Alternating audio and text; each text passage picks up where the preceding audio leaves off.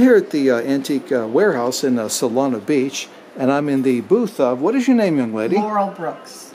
Laurel? Like Laurel and Hard. Would you spell Laurel, please? Laurel. Okay, the Brooks, does it have an E at the end or no E? Brooks. Like our Miss Brooks. Yes, exactly. And Laurel, I get the impression from your booth, and you've done a fabulous job. The way it looks, it's so artistic and so organized.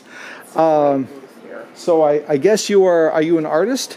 I used to be an art director at Rolling Stone magazine in Manhattan. You were an art director at Rolling Stone. What years were you an art? A long time ago. What years were you an art director? 87 through 89. Now, is it true that Jan is a Hitlerian taskmaster? Is that right? It's absolutely true. How did you know?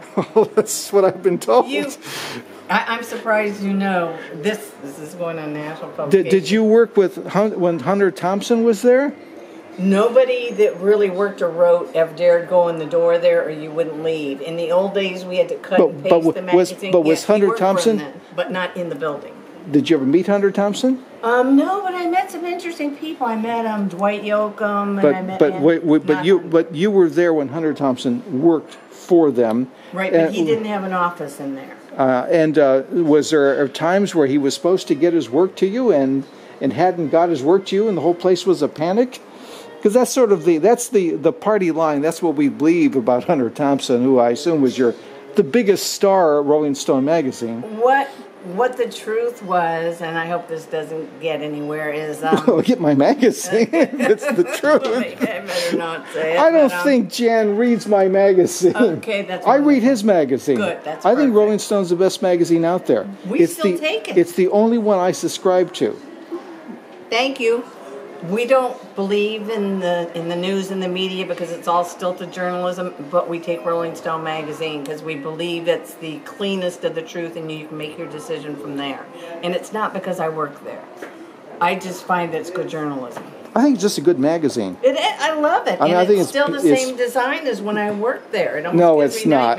No, it's not. Take a look at the older versions of it. They have made a lot of progress since the 30 years ago in the 80s. Interesting story. I worked there because I've seen issues going way back. I took my Macintosh computer in there in 1987, and I said, this would be an easier way to do the magazine rather than cut and paste like we're doing. And they said, no, absolutely not. We have this linotype system.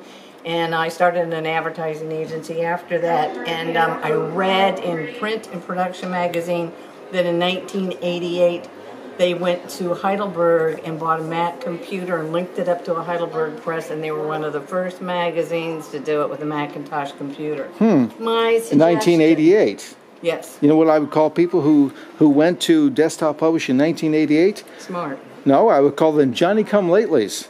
I was doing that in 1985. Well, at least I convinced them to do it. Now, I had left there, but it was very funny to read it 2 decades later that they were ahead of their field by doing it, and they poo-pooed me. They laughed at me as I brought in my... Well, it would just be inevitable. Back then, I was using PageMaker. That was like the best. That was I used Quark. That was the InDesign of its time, or the Quark of its time. And then, Quark was certainly an improvement over PageMaker, but InDesign is light years ahead of Quark. If Quark is even still around any longer. I don't think it is, and I wish it was. I still have some of my files. You can probably open them up in InDesign. They probably have a way to open them up in InDesign. Probably a plugin. I still have my logo for my advertising agency. It looks like a sheriff's badge it's Brooks Graphics in Hoboken, and I'm able to open it on a PC platform and Mac platform from those days on a CD-ROM. I'm like, woo! I didn't lose that because that was a month of work. Oh, good. You want your logo to be superior, so they'll go to you. Okay. If it's strangers. So it is funny to see old work open up. So now, how long was it that you did work for Rolling Stone?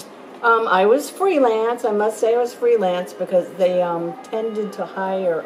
I was full-time freelance. And how long did you work for them? 87 through 89 or almost 90. Okay. And I was considered a veteran. So 2 or 3 years or so. Yes, and it was a long time for them. And what were some of the projects that you worked on?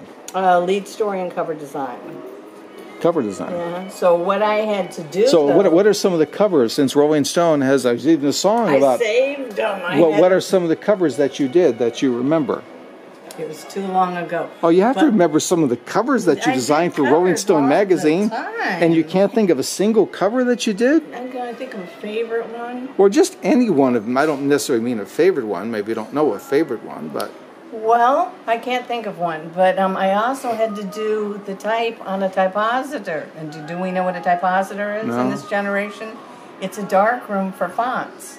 So I had to sit there in my dark room, choose different fonts, and you expose each letter, and you get the relationship